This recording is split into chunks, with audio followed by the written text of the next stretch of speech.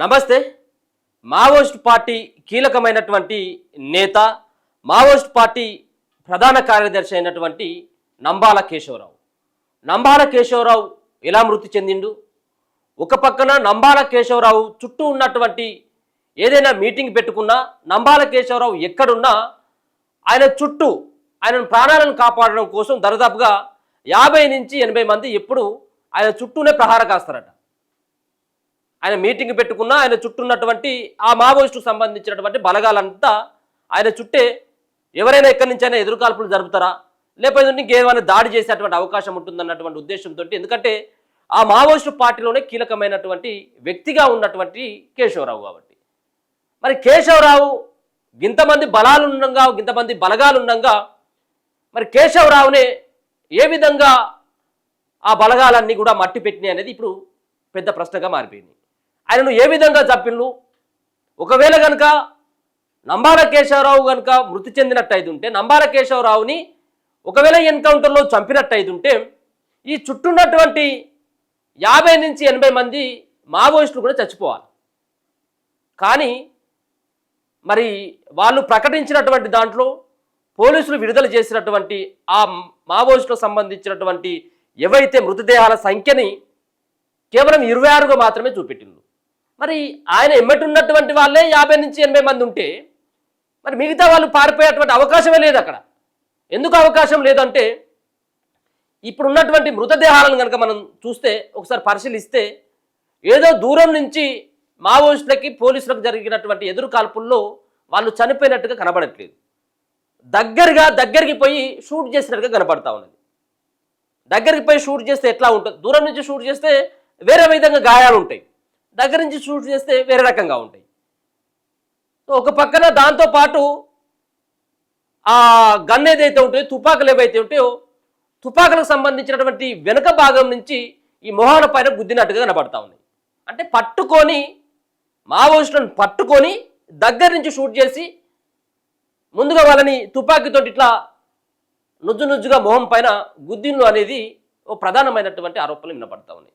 అంత పెద్ద సెక్యూరిటీ ఏర్పాటు చేసుకున్నటువంటి నంబాల కేశవరావుని మరి గతంలోనే పట్టుకొని ఆ అడవులలోకి తీసుకుపోయి కాల్చి చంపిల్లా, లేకపోతే చిత్రహింసలు పెట్టి చంపిల్లా, మరో పక్కన ఒకసారే ఈ 50-100 మందిని చంపినట్టయితుంటే దేశవ్యాప్తంగా ఇంకా వేరే రకమైనటువంటి ప్రచారం సాగుతుంది. కాబట్టి కొంతమందిని నక్సల్స్ని ఏరివేసినట్టుగా ఆ విధమైనటువంటి ప్రచారం కల్పించడం కోసం కేవలం 26 మందిని మాత్రం చంపినమని చెప్పేసి వాళ్ళు ఏమైనా చెప్తా ఉన్నారు.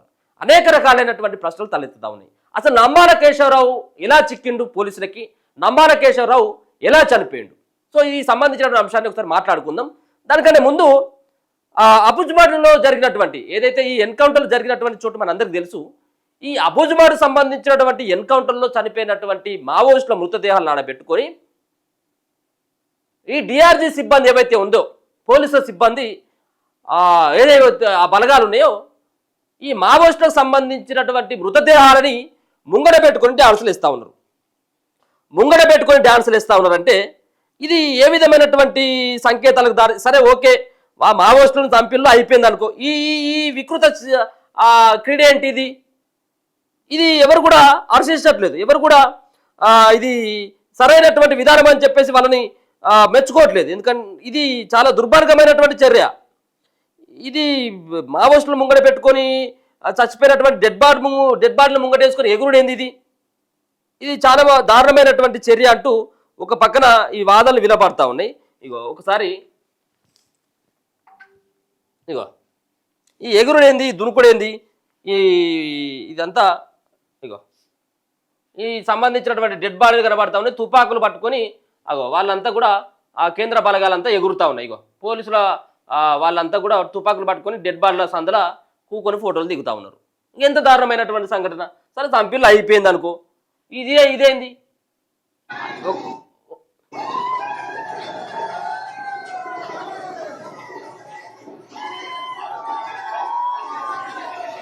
సో ఇటువంటి సంబంధించిన వ్యవహారం కూడా కనబడతా ఉన్నది.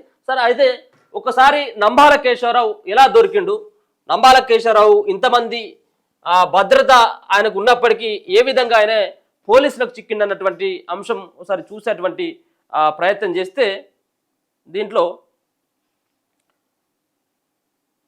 ఇగో మావోయిస్టు దళపతి ఎలా చిక్కిండు, నంబాలను కంటికి రెప్పల కాపాడే బలగాలేవి, నక్సల్స్ను అత్యంత సమీపం నుంచి కాల్చి చంపారు, ముఖాలపై తుపాకీ బైనెట్తో కొట్టినటువంటి గుర్తులున్నాయి.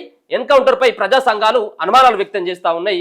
మావోయిస్టు పార్టీ ప్రధాన కార్యదర్శి నంబాల కేశవరావు ఎన్కౌంటర్పై ప్రజా సంఘాలు అనుమానాలు వ్యక్తం చేస్తున్నాయి. ఛత్తీస్గఢ్లోని అబుజ్మడ్ అడవుల్లో ఈ నెల 21న జరిగిన ఎన్కౌంటర్లో కేశవరావుతో పాటు మరో 26 మంది మావోయిస్టులు మృతి చెందిండ్లు. ఈ ఎన్కౌంటర్పై భిన్న కథనాలు వినిపిస్తున్నాయి. నారాయణపూర్ జిల్లాలోని ఎన్కౌంటర్ జరిగిందని చెబుతున్న ఛత్తీస్గఢ్ పోలీసులు ఏ ప్రాంతంలో జరిగిందనేది చెప్పడం లేదు. అలాగే మావోయిస్టుల మృతదేహాలను వారి కుటుంబ సభ్యులకు అప్పగించకపోవడం అనుమానాలకు తావిస్తుందని ప్రజా సంఘాల నేతలు అంటున్నారు. కేశవరావుకు రక్షణగా కనీసం 50 మంది సాయుధ మావోయిస్టులు కాపరగా ఉంటారు. ఎన్కౌంటర్లో కేవలం 26 మందిని చూపించడం అనుమానాస్పదంగా ఉందని చెప్తున్నారు. పోలీసులు విడుదల చేసిన కేశవరావు ఫోటోను చూస్తే ఆయన గడ్డం చేసుకోవడం, తలపై జుట్టుకు రంగు వేసుకున్నట్లు కనిపించడం, తల కింద ఎర్ర దస్తి ఉండడం అనుమానాలకు తావిస్తుంది. చచ్చిపోయినటువంటి వ్యక్తికి అట్లెట్లా ఉంటాయి? ఈ ఆయన పారిపోతూ ఉంటాడు, దరిదాపుగా ఎవరైనా కానీ ప్రాణాలను కాపాడడం కోసం పోతూ ఉంటాడు. సో దస్తి మెడ కింద ఉండడేంది అంటే కావాలని చెప్పి చంపిన తర్వాత ఆయన సంబంధించిన వస్తువులు ఏమైనా ఆ దగ్గర పెట్టిందా, చంపిన తర్వాత అవన్నీ తీసుకుపోయి ఆడ పెట్టిందా అన్నటువంటిది కొంత ప్రజా సంఘాల నుంచి వస్తున్నటువంటి వాదన. తల కింద ఎర్ర దస్తి ఉండడం అనుమానాలకు తావిస్తుందని పేర్కొన్నారు. ఆయన ఎప్పుడు దస్తి అలా వాడరని, అది కొత్తగా పెట్టినట్టు కనిపిస్తుందని గతంలో కేశవరావుతో కలిసి పనిచేసినటువంటి వాళ్ళు చెప్తా ఉన్నారు. ఆయన్ను పడుకోబెట్టిన ప్రాంతంలోని ఆకులను గమనిస్తుంటే ఎన్కౌంటర్ జరిగిన స్థలం లాగా లేదని అంటున్నారు. ఆయనతో పాటు మరణించిన మావోయిస్టుల ఫోటోలను చూస్తుంటే చాలా మందిని అత్యంత సమీపం నుంచి కాల్చివేస్తున్నట్లు ఉందని, వారి ముఖాలపై తుపాకీ బాయినెట్తో కొట్టినట్టు గుర్తులు కనిపిస్తున్నాయని ప్రజా సంఘాల నాయకులు పేర్కొంటున్నారు.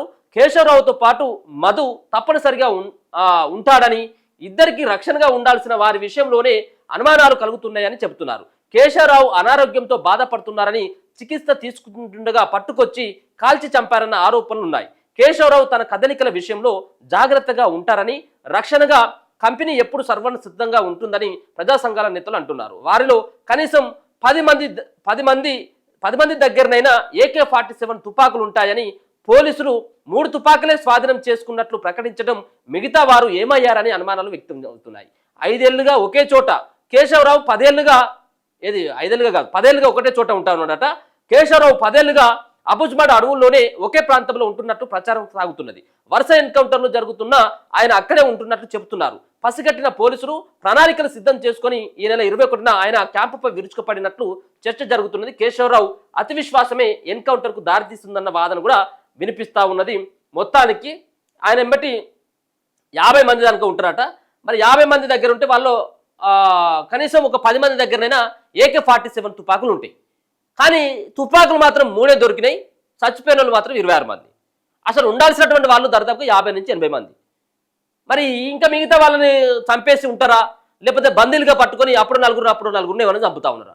ఏదేమైనప్పుడు కూడా ఒక పక్కన ఆపరేషన్ ఖగార్ తోటి చేపట్టినటువంటి ఈ యొక్క ఏదైతే కేంద్ర ప్రభుత్వం సంబంధించినటువంటి నిర్ణయం ఉందో దీన్ని వెనక్కి తీసుకొని మావోయిస్టులని ముందుగా వాళ్ళు అన్నటువంటి విధంగా చర్చలు జరిపి పాపం వాళ్ళకు, ఎందుకంటే వాళ్ళు అడవుల్లో ఉన్నది వాళ్ళకి సంబంధించినటువంటి ఆస్తులు లేకపోతే ఇంకా వాళ్ళకి సంబంధించినటువంటి వాళ్ళ వ్యక్తిగతమైనటువంటి అవసరాలకు కాదు, సమాజంలో జరుగుతున్నటువంటి వ్యవహారాలను చూసి వాళ్ళంతా కూడా అడవి బాట పట్టినటువంటి అండలు వాళ్ళు ఖచ్చితంగా మావోయిస్టులు ఎవరైతే ఉన్నారో వాళ్ళు లేఖలు విడుదల చేస్తూ ఉన్నారు. కేంద్రం తోటి చర్చలు జరిపేదానికి మేము సిద్ధంగా ఉన్నామని, మీరేమో జనజీవన స్రవంతిలో కలవాలని చెప్పేసి అంటా ఉన్నారు.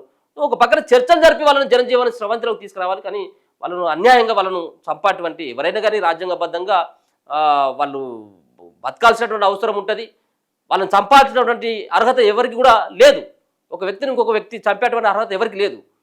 కానీ మావోయిస్టులు అన్యాయంగా చంపుతా ఉన్నారు అనేది ఒక పక్కన వాదన వినపడతా ఉన్నది. కనీసం అబుజ్మాడ్లు సంబంధించినటువంటి ఎన్కౌంటర్లో జరిగినటువంటి కొన్ని మృతదేహాలను ఇప్పటి వరకు కుటుంబ సభ్యులకు అప్పగించలేదట.